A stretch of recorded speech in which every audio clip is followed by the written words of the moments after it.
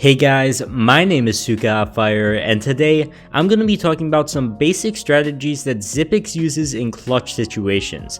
If you don't follow the pro scene that much, Xyp9x is widely regarded as one of the best clutch players in the history of CSGO, with a roughly 78% win rate in 1v1 situations, and he was recently ranked as the 14th best player in the world in 2019. So with a really good reputation in clutching, let's talk about what you can learn from watching how Xyp9x plays. First of all, let's go over how Xyp9x isn't ever afraid to make a play. Way too often, whenever less experienced players are in an after-plant position with teammates still alive, they tend to not talk to each other, don't play off each other, and overall are just afraid to make a play. In this Dust 2 play, Xyp9x is forced to make a play in a 2v3 after plant situation. He decides to push Cat and catches two CT players off guard in CT, and easily manages to kill them. Now, this was a really risky play. Making such a drastic push could have easily failed, and I'm not saying that you should always go for ultra aggressive plays like this, as there easily could have been a liquid player going Cat in this situation, but the D's don't really have much room to work with on site and had to do something about it. Just know that making risky plays are sometimes necessary, especially in really tough after plant positions when you're a man or two down. Always try to play a position where you can support your teammate, or in this case give them valuable information on where the enemy is. And overall, just work with your teammates if you're in a tough after plant situation and feel like you can't win the round just based off gunfights. Next up, let's talk about this 1v2 on Nuke by Xyp9x. After planning, Xyp9x hears a player vents. He pushes closer to give Guardian no room to jump out, and then gets on top of the boxes to get a better angle on the second player going vents. He does this because Exist probably expects him to be at the same position that he killed Guardian, and he thinks that he could get a little higher up the ladder to gain more information. Now, this is a really specific situation, and it's not too often you'll be in a 1v2 situation against two players both coming up a ladder. But this clutch does a good job in showing that changing position in clutch situations is absolutely vital to winning. I often see players sort of lock up after they get their first kills, and often get frustrated on why they lose the clutch, like they didn't know what they did wrong.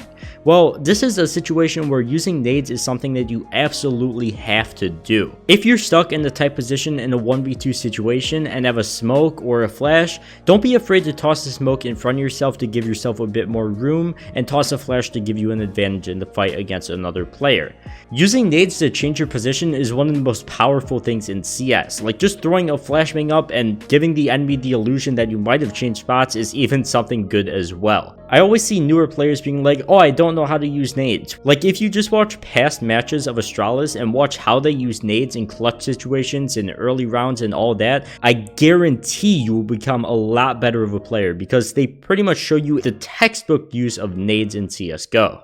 Now, let's talk about one of the final basic mechanics that Xyp9x uses to win clutches, which is being aware of his positioning, and never overcommitting in gunfights. In this Inferno 1v3, Xyp9x knows exactly where the bomb is, and lines up his aim to take out anybody that decides to tap the bomb and defuse. And with the time so low, this forces a CT to keep trying to stick the bomb and defuse it because, you know, they don't really have that much time to work with.